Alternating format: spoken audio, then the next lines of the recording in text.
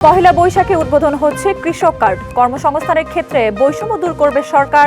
ধর্মীয় গুরুদের সম্মানী ভাতা উদ্বোধন করে বললেন প্রধানমন্ত্রী।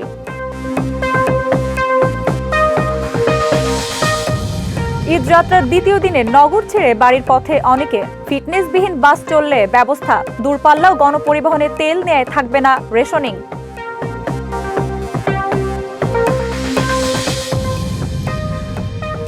আগামীকালের মধ্যে সংবিধান সংস্কার পরিষদের অধিবেশন না ডাকলে আন্দোলনের হুঁশিয়ারি 11 দলের। নির্বাচনে জনগণের ভোটাধিকারের প্রতিফলন হয়নি।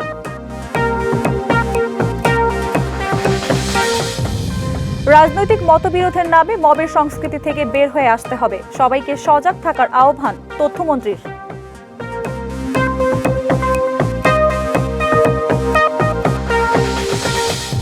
যুদ্ধ পরিস্থিতিতে শ্রমবাজারে চরম অনিশ্চয়তা ও অস্থিরতা। ছুটিতে দেশে আসা অনেকেই বিপাকে। সরকারের কূটনৈতিক তৎপরতা বাড়ানোর পরামর্শ।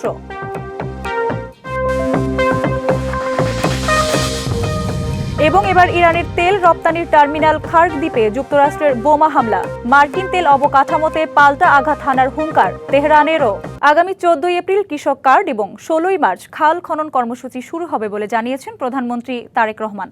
কর্মসংস্থানের বৈষম্য দূর করতে সরকারের অঙ্গীকারের কথা জানিয়ে প্রধানমন্ত্রী বলেন, এখন থেকে ইমাম, খতিব বা অন্যান্য ধর্মীয় গুরুদের আইনশৃঙ্খলা কমিটিতে রাখার সিদ্ধান্ত নেওয়া হয়েছে। মন্ত্রী জনাব তারেক রহমান। সারা দেশে 4,908টি মসজিদের ইমাম, মুয়াজ্জিন ও খাদেমদের পাশাপাশি 990টি মন্দিরের পুরোহিত, 144টি বৌদ্ধবিহারের অধ্যক্ষ এবং 396টি গির্জার যাজক সহ উপাসনালয়ের সংশ্লিষ্ট দায়িত্বপ্রাপ্ত ব্যক্তিদেরও সম্মানী কার্যক্রমের উদ্বোধন করেছেন প্রধানমন্ত্রী তারেক রহমান। রাজধানীর ওসমানী স্মৃতি মিলনায়তনে এই কার্যক্রমের উদ্বোধন করে প্রধানমন্ত্রী বলেন, এখন থেকে মসজিদের ইমাম, খতিব এবং অন্যান্য ধর্মীয় গুরুদের নিজ নিজ দায়িত্ব পালনের পাশাপাশি সামাজিকভাবে কাজ করার জন্য সহায়তা করা হবে। আপনারা কেউ মসজিদে কিংবা যার যার ধর্মীয় উপাসনালয় দায়িত্ব পালনের পাশাপাশি নিজেদেরকে বিভিন্ন অর্থনৈতিক সামাজিক কর্মকাণ্ডে সম্পৃক্ত করতে চাইলে আপনাদের সেই উদ্যোগ বাস্তবায়নে সরকারের সর্বোচ্চ চেষ্টা থাকবে সহযোগিতা করার। আমরা সারা দেশে মসজিদ এবং এই ধর্মীয় প্রতিষ্ঠানগুলোর ধর্মীয়, সামাজিক এবং নৈতিক শিক্ষা কার্যক্রমের কেন্দ্রবিন্দুতে পরিণত করতে চাই। নাগরিকরা দুর্বল হলে রাষ্ট্র কখনো শক্তিশালী হয়ে গড়ে উঠতে পারে না, এমন মন্তব্য করে প্রধানমন্ত্রী বলেন, সবাইকে সাথে নিয়েই একটি সুখী সমৃদ্ধ বাংলাদেশ গড়ে তোলা হবে। প্রত্যেকটি জেলা এবং উপজেলায় আইন শৃঙ্খলা কমিটিতে একজন ইমাম অথবা একজন খতিব অথবা সেই এলাকার ধর্মীয় অন্য কোনো ধর্মের ধর্মীয় গুরু, তাদেরকেও আমরা সিদ্ধান্ত নিয়েছি একজন সদস্য আমরা রাখব। এ সময় প্রধানমন্ত্রী নির্বাচনের আগে জনগণকে দেয়া তার সরকারের নানা প্রতিশ্রুতি পূরণের কথাও জানান। অর্থনৈতিকভাবে পিছিয়ে পড়া নারী সমাজের জন্য আমরা ইতিমধ্যেই ফ্যামিলি কার্ড চালু করেছি। পর্যায়ক্রমিকভাবে এই কার্ড সারা বাংলাদেশে 4 কোটি পরিবারের নারী প্রধান তারা প্রত্যেকে ইনশাল্লাহ পাবেন। আগামী 14 এপ্রিল তথা পয়লা বৈশাখ থেকে আমরা ইনশাল্লাহ ফার্মার্স কার্ড বা কৃষক কার্ডের পাইলট প্রজেক্ট চালু করব। ইনশাল্লাহ আগামী 16 মার্চ দিনাজপুর থেকে শুরু হচ্ছে আমাদের খাল খনন কর্মসূচি। এর আগে মসজিদের ইমাম, খতিব এবং অন্যান্য ধর্মীয় গুরুদের হাতে সম্মানের চেক তুলে দেন প্রধানমন্ত্রী তারেক রহমান। শাহ ইমন, ডিবিসি নিউজ, ঢাকা। ঈদ মানে নারীর টানে বাড়ি ফেরা, আর সেই যাত্রায় অনেকেরই প্রথম পছন্দ ট্রেন। তাই ঈদকে সামনে রেখে ধীরে ধীরে বিভিন্ন বাহনে বাড়তে শুরু করেছে যাত্রীচাপ। যাত্রীদের স্বস্তিদায়ক যাত্রা নিশ্চিত করতে 5টি বিশেষ ট্রেন চালু সহ নানা প্রস্তুতি নিয়েছে রেলওয়ে। আর দূরপাল্লা এবং গণপরিবহনের ক্ষেত্রে তেলে রেশনিং থাকবে না বলে ঘোষণা দিয়েছেন সড়ক পরিবহন মন্ত্রী। ঈদ যত ঘনিয়ে আসে ততই বাড়তে থাকে ঘরে ফেরার ব্যস্ততা। রাজধানী কমলাপুর রেলওয়ে স্টেশনে ভিড়, ব্যস্ততা আর অপেক্ষার গল্প। ব্যাগ লাগেজ হাতে ছুটছেন যাত্রীরা, কেউ প্ল্যাটফর্মের দিকে, কেউ বা ট্রেনের খোঁজে। ট্রেনে উঠে নিজেদের নির্ধারিত আসনে বসতেই যেন স্বস্তির নিঃশ্বাস ফেলছেন যাত্রীরা। সে ঈদের ছুটি এখনো শুরু হয়নি, তো যখন শুরু হবে তখন খুব রাশ হয়ে যাবে। তার জন্য আর কি এখন আমরা প্ল্যান করছি যে আগে ভাগে ফ্যামিলি পাঠিয়ে দিয়ে দেন আমরা যখন ছুটি হবে তখন আমি চলে যাবো। এতদিন পরে ফ্যামিলি সবার সাথে একত্রিত হব, বাড়িতে কাজিনরা আসবে, সব মিলে মজা হবে, সেজন্য অনেক মজা হবে। বন্ধুদের সাথে খেলা করব, অনেক বন্ধু আছে গ্রামে, নানু বাড়িতে যাব, একসাথে ইফতারি করব। রেল কর্তৃপক্ষ বলছে 16 মার্চ থেকে যাত্রীদের সুবিধার্থে চালু করা হবে 5টি বিশেষ ট্রেন। অধিকাংশই আমাদের রাইট টাইমে ছেড়ে গেছে এবং যেগুলো ডিলে হয়েছে এগুলো ম্যাক্সিমাম 10-15 মিনিট। এখন পর্যন্ত তেমন কোনো শিডিউল বিপর্যয় নেই। এদিকে ঈদের সময় ঘরমুখ মানুষের বড় একটি অংশ যাতায়াত করে সড়ক পথেও, তাই ধীরে ধীরে বাড়তে শুরু করেছে সড়ক মহাসড়কের যাত্রী চাপও। ফিটনেসবিহীন কোনো বাস এবার চলতে দেওয়া হবে না বলেও ঘোষণা দেওয়া হয়েছে আগে থেকেই। ম্যাজিস্ট্রেটরাও বিভিন্ন অপতৎপরতা প্রতিরোধ করার জন্য তৎপর থাকবে। অপতৎপরতা বলতে যে অতিরিক্ত ভাড়া নেওয়া বা টিকিট কালোবাজারি বা যাত্রী হয়রানি। বাড়তি ভাড়া নিয়ে রুট পারমিট বাতিল সহ শাস্তিমূলক ব্যবস্থা নেওয়ার হুঁশিয়ারি সরকারের। দূরপাল্লার এবং পাবলিক পরিবহন সেখানে ওই আর লিমিটেশন থাকছে না, পর্যাপ্ত তেল তারা পাবে। বিআরটিএ আমাদের পরিবহন সেক্টরের সাথে যারা জড়িত, স্থানীয় পুলিশ, জেলা প্রশাসক, পুলিশ সুপার, তাদের সমন্বয়ে যাতে কোনো যানজটের তৈরি না হয় তার পর্যাপ্ত ব্যবস্থা, নিয়ন্ত্রণ ইত্যাদি ব্যবস্থা নিশ্চিত করেছি। Ariful Islam, DBC news, Dhaka. তেলের অপেক্ষায় শত শত গাড়ি অথচ বন্ধ পাম্প। সরকার তেল নিয়ে সংকট নেই বললেও পাম্প মালিকদের সংকট যেন শেষ হবার নয়। পাম্প কর্তারা বলছেন আগের তুলনায় অনেক কম তেল পাচ্ছেন তারা। সকাল থেকেই দীর্ঘ সারি যানবাহনের, ঘন্টার পর ঘন্টা অপেক্ষায়ও শেষ হচ্ছে না প্রতীক্ষা। অপেক্ষা রাত 3টা থেকে, বেলা গড়িয়েছে সকাল 10টা, এখনো তেলের কোনো সন্ধান মিলছে না। সিরিয়ালে শত শত গাড়ি। পাম্প বন্ধ, দেখেন রাত্রে 3:30 বাজে আসছে, এখনো আমরা তেল কখন দিবে শিওর না। 11টা 11:30 বলতেছে, 11টা 11:30 ভিতরে যদি দেয় তাহলে তো পাবার, না দিল তো নাই। চালকদের অভিযোগ পাম্প মালিকদের সিন্ডিকেটের কারণেই তেল পেতে বেগ পেতে হচ্ছে। সকাল থেকে তেল দেওয়া বন্ধ থাকলেও বেলা বাড়ার পর স্বাভাবিক হয়। মন্ত্রী বলছে যে আমাদের প্রচুর পরিমাণে তেল আছে, তেমন ঘাটতি নেই। সেক্ষেত্রে আমার মনে হয় যে এটা সম্পূর্ণ মালিকরা একটা সিন্ডিকেট করতেছে। আমার কাছে আসলে বিষয়টা গোলাশা লাগতেছে। 3টা পাম্পে গেছি, এ পর্যন্ত কোনো পাম্পে আমাকে তেল দিতে পারে নাই। পাম্প কর্মকর্তারা বলছেন আগে যে পরিমাণ তেল পেতেন এখন তার অর্ধেকেরও কম পান। আগে 3 গাড়ি 4 গাড়ি তেল এসে আমাদের লোড দিয়ে রাখতো, এখন আমাদের দেয় হলো 1 গাড়ি। ট্যাঙ্কি ফুল হয়েছে বা 5 লিটার 4 লিটার লাগবে, উনিও সিরিয়ালে দাঁড়াচ্ছে। যার যতটুক লাগে ততটুক যদি ইউজ করে তাহলে তো এত লাইনও লম্বা হয় না। আর পাঠাও চালক বা রাইডার যারা আছে ভাইরা, সরকারের সিদ্ধান্তর পরে ওনারা অনেকটা রিল্যাক্স হয়ে গেছে। আগে ভাগে বন্ধ হয়ে যাওয়া পাম্পগুলোতে সঠিক তদারকির দাবি ভুক্তভোগীদের। শুভ খান, ডিবিসি নিউজ, ঢাকা।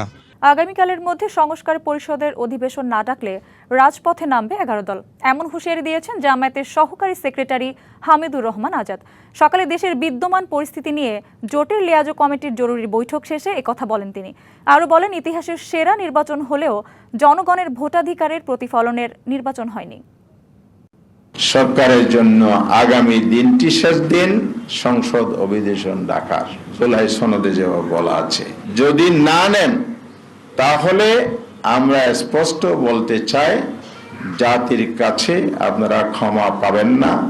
জনগণকে সাথে নিয়ে জনগণের সম্মান, মর্যাদা, আকাঙ্ক্ষা সমুন্নত রাখার জন্যেই আমরা রাজপথের আন্দোলনে যেতে বাধ্য হব। রাজনৈতিক মতবিরোধের নামে যে মবের সংস্কৃতি দেশে শুরু হয়েছে তা থেকে অবশ্যই বের হয়ে আসতে হবে, এমনটা জানিয়েছেন তথ্য সম্প্রচার মন্ত্রী জহিরুদ্দিন স্বপন। মবের বিরুদ্ধে সবাইকে সজাগ থাকার আহ্বানও জানান তিনি।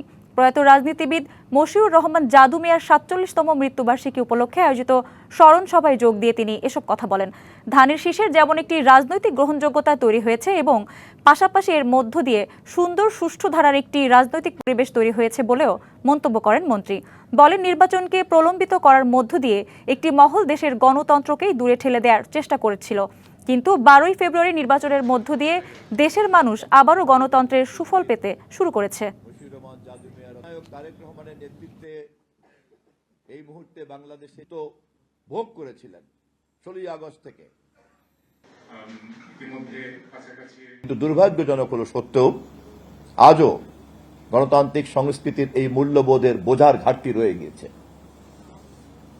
সংসদীয় রাজনীতি চর্চা করতে গিয়েও যখন কোনো মহল তার মাত্রা অতিক্রম করে নিয়মতান্ত্রিক তর্ক বিতর্ককে মব কালচারে পরিণত করতে চান, তখনই জাতি সতর্ক হয়ে যায় আবারও অন্য কোনো ধরনের মনোজগৎ ফিরে আসছে কিনা। মধ্যপ্রাচ্যের যুদ্ধ দীর্ঘস্থায়ী হলে বাংলাদেশকে এখনই অর্থনৈতিক এবং কূটনৈতিক দক্ষতা বৃদ্ধির প্রস্তুতি নিতে হবে। বিশেষ কোনো দেশের পক্ষ না নিয়ে যুদ্ধের বিরোধিতা না করে এবং জনজীবনে সংযম আনা ছাড়া এই যুদ্ধের প্রভাব মোকাবেলা সম্ভব নয় বলে মনে করেন আন্তর্জাতিক সম্পর্ক বিশ্লেষকরা। মধ্যপ্রাচ্য সংঘাতে সবার আগে যে প্রশ্নটি উঠেছে তা হলো এই যুদ্ধ কতটা দীর্ঘস্থায়ী হবে আর জ্বালানি তেলের সংকটে বাংলাদেশের মতো দেশগুলোর পরিস্থিতি কি দাঁড়াবে। ইতিমধ্যে রাজধানী ঢাকার মানুষের মধ্যে প্যানিক বাইং এর প্রবণতা বেড়ে গেছে।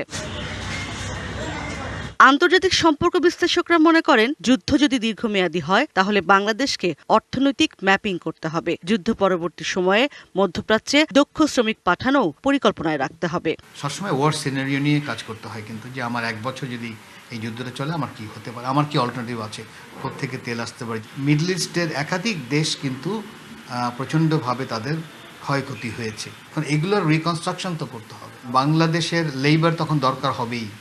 যুদ্ধ কিন্তু ইরান ইরাক 8 বছর করেছে, তখন আমাদের অবস্থা আরো অনেক খারাপ ছিল। আমরা তখন ইকোনমিক একদম তলানিতে ছিলাম 80 দশকে। সেই সময় তো আমরা এটা হজম করেছি।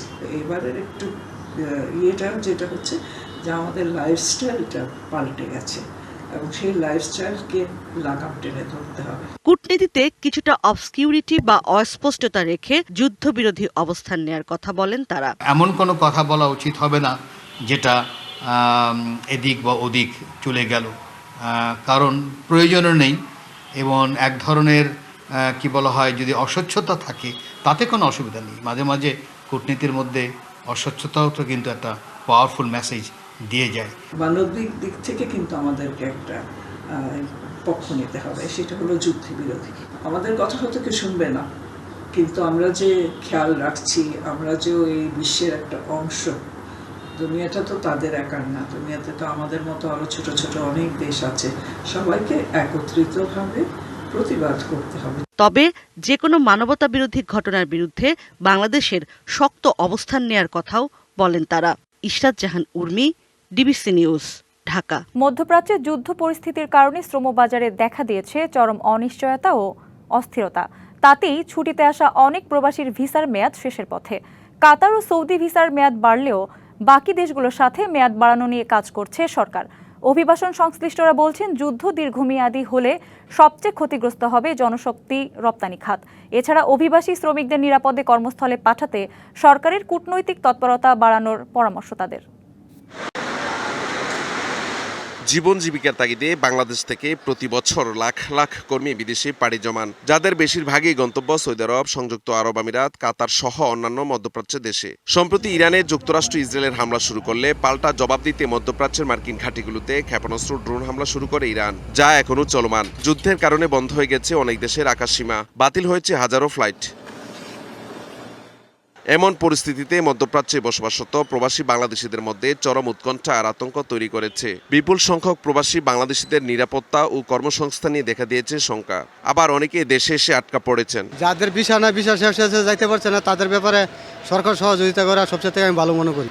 আমি 3 মাস আগে ছুটিতে আসছিলাম এবং এখন আসছি, এয়ারপোর্টে যেতে পারি নাকি বলতে পারি না। অনেকের ভোগান্তি, কাতারের ফ্লাইট মিস হয়েছে অনেকগুলা। বেসরকারিভাবে জনশক্তি রপ্তানিকারকদের সংগঠন বাইরা নেতারা বলছেন যুদ্ধ দীর্ঘায়িত হলে সবচেয়ে বেশি কর্মসংস্থান হারাবে বাংলাদেশের কর্মীরা, কমে আসবে রেমিটেন্স প্রবাহ, চাপ বাড়বে অর্থনীতিতে। কারণ এই লোকগুলো যদি যেতে না পারে তাহলে কিন্তু আবার তাদেরকে নতুন করে টাকা পয়সা দিয়ে আবার যেতে হবে।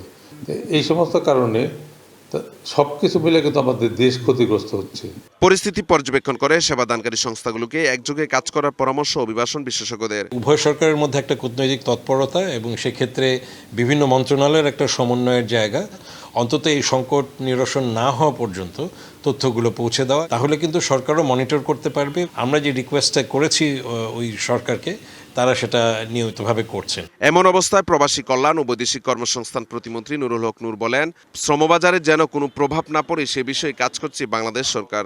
ইতিমধ্যে এই বিষয়টি নিয়ে আমরা আলোচনা করে পররাষ্ট্র মন্ত্রণালয়ের মাধ্যমে সংশ্লিষ্ট দেশকে এবং দেশের ঢাকাস্থ দূতাবাসকেও অনুরোধ করা হয়েছে যে আমাদের দেশের যে সমস্ত প্রবাসীরা এই মধ্যপ্রাচ্যের যুদ্ধের কারণে যেতে পারছে না কিংবা ওখান থেকেও আসতে পারছে না, তাদের প্রতি যেন তারা মানবিকভাবে সদয় আচরণ করে। জনশক্তি, কর্মসংস্থান ও প্রশিক্ষণ ব্যুরোর তথ্য মতে সৌদি আরব, সংযুক্ত আরব আমিরাত, কাতার, কুয়েত, বাহরাইন ও ওমান সহ বিভিন্ন খাতে ৪৫ লাখেরও বেশি বাংলাদেশি কর্মী কাজ করছে। Mahmudul Hasan Nazim, DBC news, Dhaka. তৃতীয় সপ্তাহে গড়ালো ইরান ইসরায়েল যুক্তরাষ্ট্র যুদ্ধ। হামলা পাল্টা হামলা অব্যাহত রেখেছে সব পক্ষই। ইরানের গুরুত্বপূর্ণ দ্বীপ খার্গে বোমা হামলা চালিয়েছে যুক্তরাষ্ট্র। দ্বীপটির তেল শোধনাগারেও হামলার হুঁশিয়ারি দিয়েছেন মার্কিন প্রেসিডেন্ট ডোনাল্ড ট্রাম্প। মার্কিন তেল অবকাঠামোতে পাল্টা আঘাত হানার হুঙ্কার দিয়েছে তেহরানও। প্রথমবারের মতো ইরান যুদ্ধে অংশ নিতে রওনা দিয়েছে ২৫০০ মার্কিন স্থলসেনা, সঙ্গে রয়েছে উভচর যুদ্ধজাহাজ। এদিকে লেবাননে ইসরায়েলি হামলায় নিহত হয়েছেন ১২ জন। ২ সপ্তাহ ধরে চলা যুদ্ধে ইরানে নিহত হয়েছেন প্রায় ১৫০০। বৃষ্টির মতো ধেয়ে আসা ইরানের ক্ষেপণাস্ত্রে আলোকিত হয়ে ওঠে ইসরায়েলের শহর তেল আবিবের রাতের আকাশ। ইরানের বিরুদ্ধে চলমান মার্কিন ইসরায়েলি যুদ্ধের তৃতীয় সপ্তাহের শুরুর দিন নতুন করে ব্যাপক ক্ষেপণাস্ত্র হামলা চালায় ইরান। তেল আবিবের ৩টি স্থানে গুরুতর আঘাত হানে ইরানি ক্ষেপণাস্ত্র। জবাবে মধ্য ও পশ্চিম ইরানের ব্যালিস্টিক ক্ষেপণাস্ত্র লঞ্চার, বিমান প্রতিরক্ষা ব্যবস্থা ও অস্ত্র উৎপাদন কেন্দ্রসহ ২০০টির বেশি লক্ষ্যবস্তুতে হামলার দাবি করেছে ইসরায়েল। যুদ্ধের তীব্রতার মুখে হরমুজ প্রণালীর নিকটবর্তী ইরানের খার্ক দ্বীপের সামরিক স্থাপনাগুলোতে বোমা হামলা চালিয়েছে যুক্তরাষ্ট্র।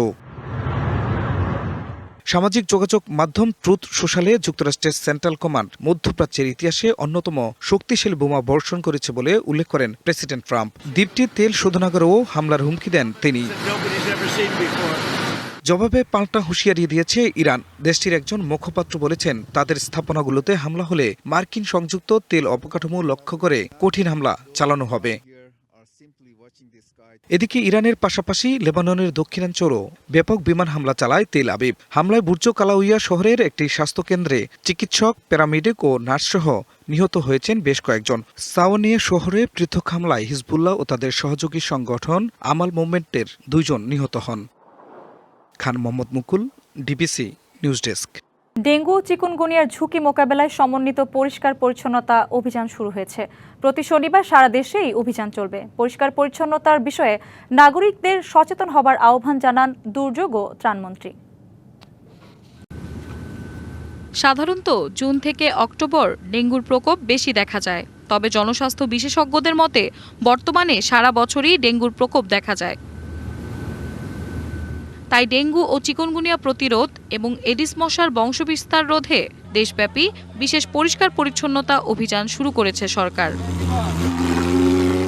শনিবার সকালে রাজশাহীর পবা উপজেলার গাঙ্গোপাড়া খালে পরিষ্কার পরিচ্ছন্নতা কর্মসূচির উদ্বোধন করেন ভূমিমন্ত্রী।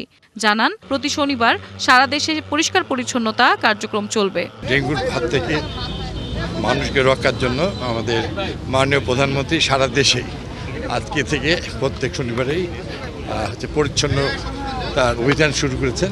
লালমনিরহাটে সচেতনতামূলক ও পরিষ্কার পরিচ্ছন্নতা অভিযানে এডিসের লার্ভা ধ্বংসে ছিটানো হয় মশা নিধনের ওষুধ। এ ধরনের কার্যক্রম ধারাবাহিকভাবে অব্যাহত রাখা হবে বলে জানিয়েছেন দুর্যোগ ও ব্যবস্থাপনা ত্রাণমন্ত্রী। এটা মানুষকে সচেতন করার জন্য, এই সচেতনার উদ্দেশ্যে আমরা জেলার পক্ষ থেকে আজকে র্যালি করলাম এবং এটা ধারাবাহিকভাবে এই কার্যক্রম আমরা অব্যাহত রাখব, যাতে করে মানুষ তার নিজের বাড়িতে, দোকানপাটে, রাস্তাঘাটে কোথাও কোনো পানি জমিয়ে না রাখে এবং কোথাও কোনো ময়লা না রাখে। এটাই হলো আজকের কর্মসূচির মূল উদ্দেশ্য। মানিকগঞ্জের সিংগাইর উপজেলা স্বাস্থ্য কমপ্লেক্স ও ৫০ শয্যা বিশিষ্ট হাসপাতাল আকস্মিক পরিদর্শনে যান স্বাস্থ্যমন্ত্রী। এ সময় মশক নিধন ও পরিষ্কার পরিচ্ছন্নতা অভিযানে অংশ নেন তিনি। আমাদের সরকার, আমরা বিশ্বাস করি ডিসিপ্লিনে, আমরা বিশ্বাস করি অনেস্টিতে। আমরা কোনো দুর্নীতিকে প্রশ্রয় দেবো না, এটা একটা দুর্নীতি, খালি টাকা খাওয়াই দুর্নীতিটা। আমরা যত পারি আমাদের পপুলেশনের অনুপাতে বিভিন্ন সরঞ্জাম বা বিভিন্ন চিকিৎসা সেবা সহজলভ্য করতে চাই। খুলনা নগরীর ২১ নম্বর ওয়ার্ডের গ্রিনল্যান্ড বস্তি এলাকায় এ অভিযানের উদ্বোধন করেন খুলনা সিটি কর্পোরেশনের প্রশাসক নজরুল ইসলাম মঞ্জু।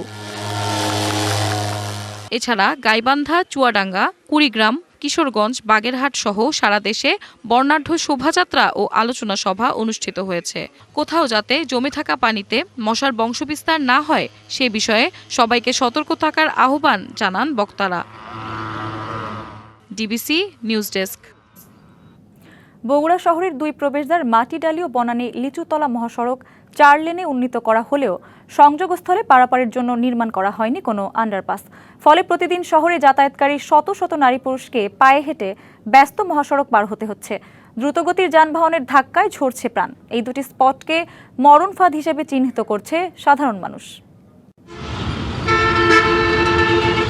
বাচ্চা নিয়ে আসলে জীবনটা হাতে নিয়ে বের হওয়া অনেক কষ্টকর। দেখতে দেখতে একটা গাড়ি হুট করে আসে এক দুর্ঘটনা হয়ে যায়। দ্রুতগতির যানবাহনের বিরামহীন ছুটে চলার মধ্যেই প্রতিনিয়ত এভাবে শত শত মানুষকে পায়ে হেঁটে 4 লেনের মহাসড়ক পারাপার হতে হচ্ছে।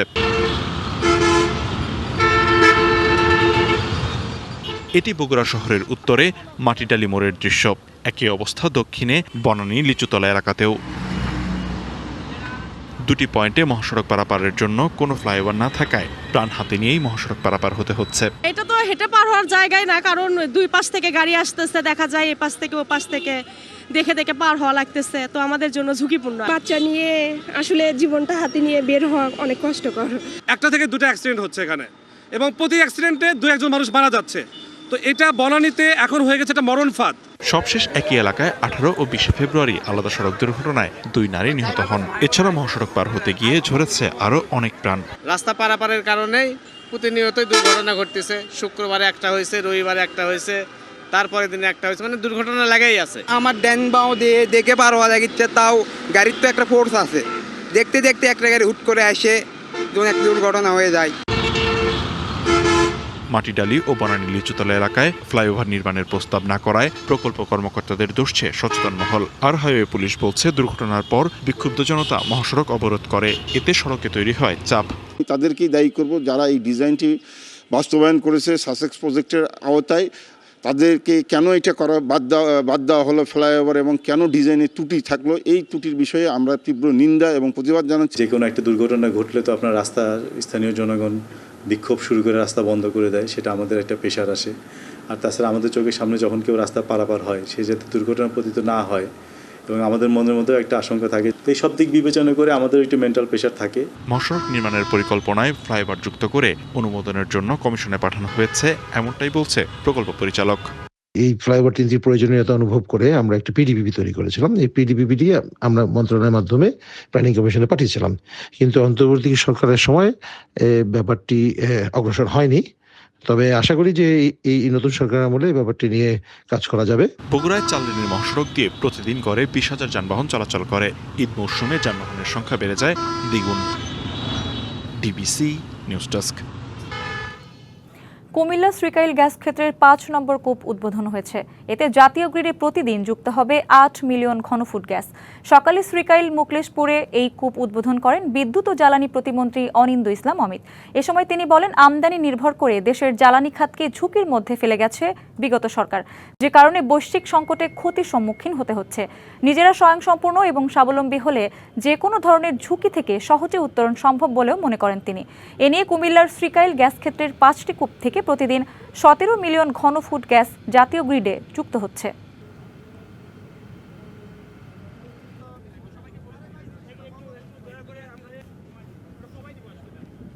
পবিত্র রমজানে রাজধানীতে জমজমাট ইফতারির বাজার।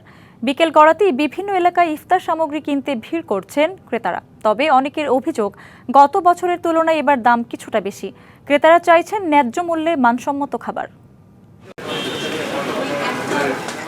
রমজান এলেই জমে ওঠে ইফতার বাজার। বিকেল হলেই বিভিন্ন দোকান ও অস্থায়ী স্টলে সাজানো হয় নানা ধরনের ইফতারি। রাজধানীর অভিজাত এলাকা গুলশানের র্যানকন গ্র্যান্ড ইফতার বাজারেও বিভিন্ন ইফতারির পসরা সাজিয়ে বসেছেন আয়োজকরা। ইফতারের সময় যত ঘনিয়ে আসে ততই বাড়তে থাকে ক্রেতাদের ভিড়।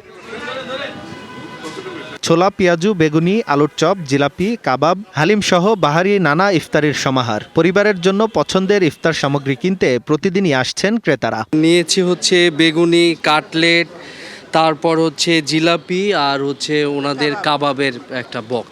লিটল এক্সপেন্সিভ আছে। বাচ্চারা তো সবকিছুই পছন্দ করে, ওদের রোলটাও মজা, শর্মাটাও ভালো। র্যাঙ্কনে খুবই সুন্দর পরিবেশন এবার। আমার স্পেশালি ওদের জিলাপি মাটন কষাটা খুব favourite, and I have to talk about the lassi as well. খুবই মজার। Foods are very hygienic.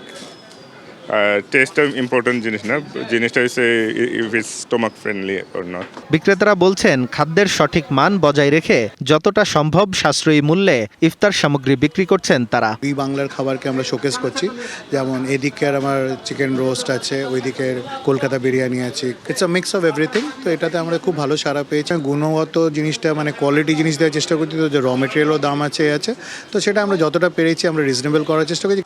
রমজানের পুরো মাস জুড়েই এমন ইফতার বাজারের চিত্র দেখা যায় রাজধানীর বিভিন্ন এলাকায়। নিয়মিত তদারকি হলে দাম নিয়ন্ত্রণে থাকবে বলে মনে করেন অনেকে। আঞ্জাম খালেক, ডিবিসি নিউজ, ঢাকা।